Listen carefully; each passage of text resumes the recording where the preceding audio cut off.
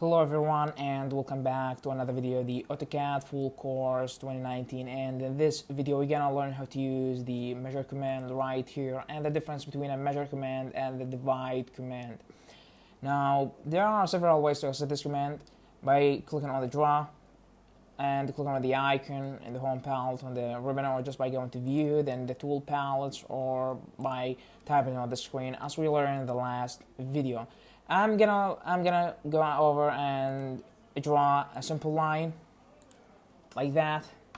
Then go over and click on the icon of the measure command right here. Simply he's gonna ask you to select the object that you want to measure. I'm gonna select the line. Then he's gonna ask you to specify the length of the segment that you want to divide in or measure the line with. Now you can click on anywhere, then drag the cursor to specify the length of the segment.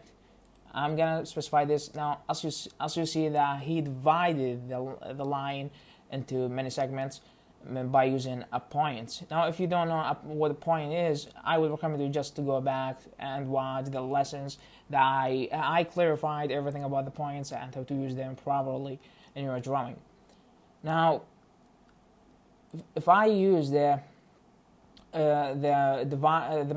divide command right here, now I'm gonna draw a new line just like that.